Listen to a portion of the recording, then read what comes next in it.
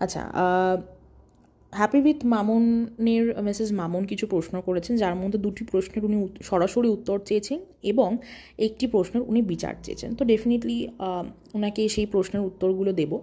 অনেকেই দিচ্ছে, আমিও আমার মতো করে আমার যা চিন্তাভাবনা সেইটা দিয়ে আমি ওনার প্রশ্নের উত্তরগুলো দেব।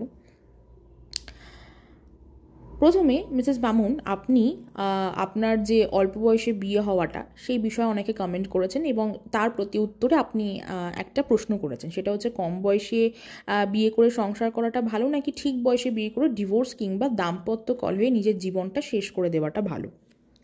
তো এখানে আপনার প্রশ্নের যে পজিটিভ দিক সেটা হচ্ছে আপনি বোঝাতে চেয়েছেন যে কম বয়সে বিয়ে করা সবসময় খারাপ নয়, বরং সম্পর্কের গুণগত মানই আসল বিষয়। একদমই ঠিক। এবং আপনি এটাও বোঝাতে চেয়েছেন যে সুখের জন্য বয়স নয়, বরং পারস্পরিক বোঝাপড়া ও ভালোবাসা জরুরি।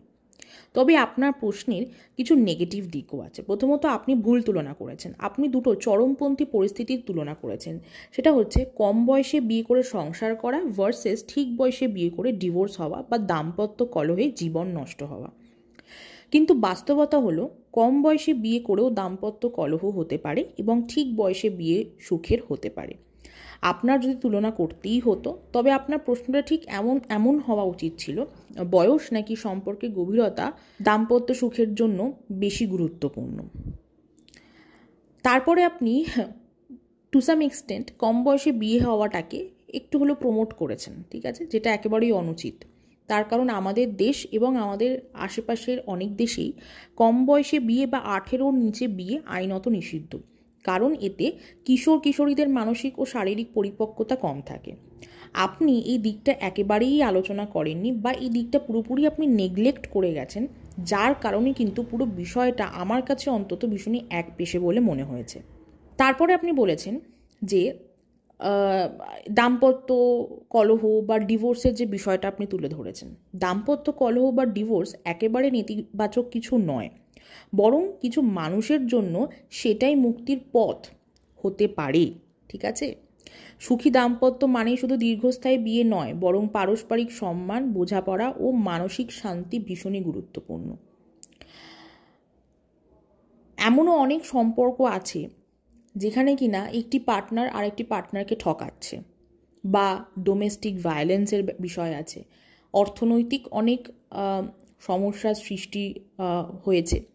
সেখানে যদি একজন আরেকজনের সাথে কোনো রকমভাবে অ্যাডজাস্ট করতে না পারে, তাহলে সেখানে ডিভোর্সের অপশানটাই তাদের জন্য বেস্ট। ডিভোর্স করলেই তারা ভালোভাবে বেঁচে থাকতে পারবে। আজকে যদি আমাদের সমাজে ডিভোর্সের অপশানটাই না থাকতো, তাহলে প্রচুর মানুষ কিন্তু এই মিসআন্ডারস্ট্যান্ডিং বা খারাপ সম্পর্কের জন্য কিন্তু নিজের জীবন দিয়ে দিতে বা নিজেকে শেষ করে দিতে বাধ্য হতো। ডিভোর্সের অপশানটা আছে বলেই কিছু মানুষ বা প্রচুর মানুষ কিন্তু মুভ অন করার একটা অপশান পেয়েছে, নিজের জীবনটাকে আবার নতুন করে বাঁচার বা একটা খারাপ সম্পর্ক থেকে মুক্তির পথ বেছে নেওয়ার একটা অপশান পেয়েছে। সুতরাং ডিভোর্স কখনোই নেগেটিভ বা নেতিবাচক কিছু হতে পারে না। আপনার প্রশ্নটা গুরুত্বপূর্ণ একটা বিষয়ের দিকে ইঙ্গিত করেছে, তবে সেটা যথেষ্ট ভারসাম্যপূর্ণ হয়নি, কারণ আপনি ভুল তুলনা করেছেন, ঠিক আছে। আপনি দুটো চরমপন্থী অবস্থানের মধ্যে দর্শকদের ফেলে দিয়েছেন। আপনার প্রশ্নটা এমন হওয়া উচিত ছিল যে সম্পর্কের স্থায়িত্ব কি শুধুমাত্র বয়সের উপর নির্ভর করে, নাকি পারস্পরিক বোঝাপড়া ও প্রস্তুতি বেশি গুরুত্বপূর্ণ। তাহলে এটা আরও লজিক্যাল হতো। তারপরের প্রশ্নটা আপনি যেটা করেছেন সেটা হচ্ছে আপনার যেখানে আপনি বড় হয়েছেন, ঠিক আছে, সে বেড়ে ওঠা নিয়ে অনেকে প্রশ্ন করেছে আপনাকে বস্তির মেয়ে। আমি তো একটা কমেন্ট দেখেইছিলাম যে এখানে বলা হয়েছে বস্তির মেয়ে রাধা। তো আপনার আপব্রিঙ্গিং নিয়ে প্রশ্ন করা হয়েছে। তো এখানে আপনি যে প্রশ্নটা করেছেন তার পজিটিভ দিক হচ্ছে যে আপনি পরিষ্কারভাবে বলেছেন আপনি আপনার অতীত বা জন্মস্থান নিয়ে একেবারেই লজ্জিত নন। এটা ভীষণই প্রশংসনীয়, কারণ অনেক মানুষ নিজেদের অতীত গোপন করতে চায়, কিন্তু আপনি সাহসের সাথে সেটা গ্রহণ করেছেন। এবং আপনি এটাও দেখিয়েছেন যে সমাজে এখনও বস্তির মানুষ বলে কাউকে ছোট করা হয়, যা একটি বা ভীষণই গভীর সামাজিক সমস্যা। আপনি প্রশ্ন তুলেছেন যে বস্তিতে যারা থাকে তারা কি মানুষ নয়, যেটা কিনা বৈষম্যের বিরুদ্ধে একটা শক্তিশালী বক্তব্য। এবার তারপরেই আপনি ব্যাখ্যা করেছেন যে আপনি আপনার বাবার জীবদ্দশায় কোনোদিন আপনার বাবার বাড়িতে যাননি, কিন্তু বাবা মৃত্যুর পর মায়ের পাশে দাঁড়ানোর জন্য আপনি আবার সেখানে পুনরায় যাওয়ার সিদ্ধান্ত নিয়েছেন। এখান থেকে প্রমাণিত হচ্ছে যে আপনার পারিবারিক দায়িত্ব সম্পর্কে আপনি ভীষণই সচেতন এবং আবেগপ্রবণ। এবার এই প্রশ্নের যে নেগেটিভ দিক সেটা হচ্ছে যে আপনার যে বক্তব্য তার মধ্যে যুক্তির থেকে আবেগ বেশি ছিল, যার কারণে অনেকটা মনে হচ্ছে যে আপনি নিজেই নিজেকে জাস্টিফিকেশন দিচ্ছেন বা আপনি নিজের সেলফ ডিফেন্সে কিছু কথা বলছেন উইদাউট এনি লজিক। আপনি বারবার এটা বোঝাতে চেয়েছেন যে আপনি বস্তি লোকাননি, কিন্তু একই সাথে এটাও আপনি বলছেন যে আপনি চাইলেই সেটা দেখাতেও নাও পারতেন। এতে অনেকটা মনে হচ্ছে যে আপনি দর্শকদের থেকে স্বীকৃতি চাইছেন, কিন্তু আপনি তো আপনার আগের ভিডিওগুলোতে বলেই দিয়েছেন যে আপনি কেয়ার করেন না, আপনি যা করেছেন বেশ করেছেন, আপনি কারোর কোনো কমেন্টের কোনো আপনার যায় আসে না, ঠিক আছে, আপনার মধ্যে কোনো লোভ নেই, আপনার মধ্যে কোনো চাহিদা নেই, আপনি ভীষণই নির্ভীক, সুতরাং আপনাকে টেনে ধরে নামানো অত সহজ নয়, ঠিক আছে। তার মানে মোটমাট আপনি এক কথায় এটাই বলতে চেয়েছেন যে আপনি দর্শকদের কোনো রকম কোনো কমেন্টের ধার ধারেন না। তাহলে আজকে কেন এরকম একটা প্রশ্ন করে আপনি দর্শকদের থেকে স্বীকৃতি চাইছেন? সুতরাং এখানে আবারও বোঝা যাচ্ছে যে আপনার সঠিক প্রশ্নের অনুপস্থিতি ছিল। আপনি শুধু বলেছেন যে আপনার মানে এটা আপনি বোঝাতে চেয়েছেন দর্শকদের যে দর্শকরা ঠিক বলছে না, কিন্তু আপনার বক্তব্যের ভেতর সেই প্রশ্নটা নেই যেটা কিনা সামাজিক সচেতনতা বাড়াতে পারে। আপনি যদি এমনটা বলতেন যে সমাজে কেন এখনও বস্তির মানুষদের নিচু চোখে দেখা হয়, তাহলে এটা আরও একটা খুব বড়সড় একটা পজিটিভ আলোচনা সৃষ্টি করত বা ডিবেটের সৃষ্টি করতে পারত। আপনার বক্তব্যে সামাজিক বৈষম্য নিয়ে গুরুত্বপূর্ণ প্রশ্ন আছে, কিন্তু সেটা আপনি পরিণতভাবে উপস্থাপন করতে পারেননি, বা করতে পারলেও সেটা খুব একটা কার্যকর হয়নি যেটা হতে পারত। আপনার প্রশ্নটা এমন হওয়া উচিত ছিল যে আমাদের সমাজে কি এখনো মানুষের মূল্য নির্ধারণ তার জন্মস্থান দিয়ে হয়? তাহলে এটা আরও একটা পাওয়ারফুল ডিসকাশন হতে পারত, বা আপনার প্রশ্নটা আরও বেশি পাওয়ারফুল হতো। আচ্ছা, তারপরেও আপনি আপনার কন্যা বা পুপুর বিরুদ্ধে বা পুপুর সাথে যে সাইবার বুলিং বা হ্যারাসমেন্টের ঘটনাটা ঘটেছে সেটাকে আপনি তুলে ধরেছেন, এবং সেখানে আপনি বিচারও চেয়েছেন।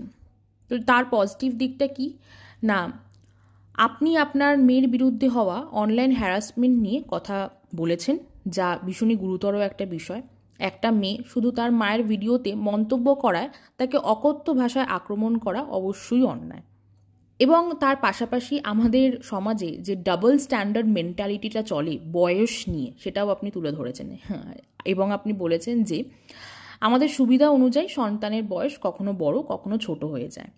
যখন সন্তান ভুল করে, মানে বোঝাতে চেয়েছেন যে যখন সন্তান ভুল করে তখন তাকে বড় বলে শাস্তি দেওয়া হয়, কিন্তু যখন সে অন্যের ভুল ধরিয়ে দেয় তখন তাকে বলা হয় যে সে ছোট। এটা কিন্তু খুবই সত্য। আমাদের সমাজে সাধারণ যে ডাবল স্ট্যান্ডার্ড রুল বা ডাবল স্ট্যান্ডার্ড একটা নীতি, সেটার একটা খুব ভালো উদাহরণ আপনি দিয়েছেন, যা অনেক ক্ষেত্রেই দেখা যায়। আচ্ছা, তারপরে আপনি বলেছেন যে নারীদের প্রতি যে সাইবার বুলিংয়ের বিষয়টা সেটা আপনি তুলে ধরেছেন। আপনার মেয়ে বা বাকি মেয়েদের অনলাইনে হেনস্থার যে শিকার হতে হয়, বিশেষ করে যখন তারা আলোচিত কোনো ইস্যুর সঙ্গে জড়িয়ে পড়ে। আপনি আপনার মেয়ের উদাহরণ দিয়ে দেখিয়েছেন কিভাবে অনলাইনে ব্যক্তিগত আক্রমণ করা হয়, যা গুরুত্বপূর্ণ আলোচনা তৈরি করতে পারে। এবার নেগেটিভ দিক, নিজের বক্তব্যকে দুর্বল করেছেন আপনি ভিডিওতে আপনার মেয়ের করা মন্তব্যকেই প্রচার করেছেন, যা পরিস্থিতিকে আরও জটিল করেছে। আপনার মেয়ে যে বক্তব্যটা দিয়েছে সেটা হচ্ছে জ্বলন মানে আপনার মেয়ে বোঝাতে চেয়েছে, এবং আপনিও খুব ভালো করেই জানেন, সেটা হচ্ছে যে যারা আপনাকে নিয়ে ক্রিটিসাইজ করছে বা নেগেটিভ কমেন্ট করছে, দে আর জেলাস অফ ইউ, ঠিক আছে। এবার ঘটনা হচ্ছে আপনি তো সেটা লাইভ ভিডিও করেননি, আপনি একটা ভিডিও রেকর্ড করেছেন, সেটা আপনি এডিট করে পাবলিশ করেছেন। তাহলে আপনি সেটা এডিট করে বাদ দিয়ে দিতে পারতেন, কিন্তু না, আপনি এডিট করে বাদ দেননি। আপনি আরও বিতর্ক সৃষ্টি করার জন্য সেই পার্টটুকুকে আপনি রেখেছেন এবং সবাইকে শুনিয়েছেন, যার প্রতিক্রিয়া আপনার মেয়ের ওপর গিয়ে পড়েছে। ঠিক আছে? আচ্ছা, তারপরে আপনি বিচার চাইছেন, কিন্তু সেখানেও আপনি পক্ষপাতিত্ব করছেন। আপনি বলেছেন যে আপনি বিচার চান, কিন্তু একই সঙ্গে আপনি পুরোপুরি আপনার যে দৃষ্টিকোণ সেটা সেখান থেকে আপনি ব্যাখ্যা করেছেন। তারপরে আপনি বিরূপ তুলনা করেছেন, সেটা হচ্ছে দেশে একজন রেপ ভিকটিম বিচার পায় না, সেখানে আপনার মেয়ের বিষয় বিচার চাওয়াটা কি আপনার ভুল হয়েছে, এরকম একটা প্রশ্ন আপনি করেছেন। এটা ভীষণই একটা সংবেদনশীল বিষয়, এবং এমন তুলনা করলে আপনার যে বক্তব্য, সেই বক্তব্যের গুরুত্ব অনেকটাই কমে গিয়েছে অলরেডি। কারণ আপনার মেয়ের যে ইস্যুটা, সেটা অবশ্যই গুরুতর, কিন্তু সেটা ধর্ষণের মতো অপরাধের বিচার প্রক্রিয়ার সঙ্গে তুলনা করা ভীষণই ইললজিক্যাল। সুতরাং আপনার বক্তব্যের যে মূল পয়েন্ট, সেটা যথেষ্ট গুরুত্বপূর্ণ। সেটা হচ্ছে অনলাইন বুলিং বা সাইবার বুলিং, সেটা ছোট বড়, ছেলে মেয়ে নির্বিশেষে ব্যক্তিগত জীবন অনলাইনে টেনে এনে আক্রমণ করা একেবারে উচিত নয়, এবং প্রত্যেকটা মানুষের প্রতি সাইবার বুলিং রোধ করাটা ভীষণই দরকার। তবে আপনার কথাগুলো আরও সংযত হলে বেশি কার্যকর হতো। আপনি সরাসরি বলতে পারতেন যে আমি একজন মা হিসেবে চাই আপনারা আমার মেয়েকে তার মত প্রকাশের জন্য ব্যক্তিগত আক্রমণ করবেন না, নারীদের সাইবার স্পেসে সম্মানের সঙ্গে থাকতে দেওয়া উচিত। তাহলে সেটা আরও বেশি গ্রহণযোগ্য একটা বার্তা হতে পারত। কিন্তু আপনি আপনার মেয়ের পুরো সাইবার বুলিংয়ের বিষয়টার সাথে আপনি ধর্ষণের একটা কম্প্যারিজন এনেছে, যেটা কিনা একেবারেই different. Cyber bullying is different, আর রেপ পুরোপুরি ডিফারেন্ট।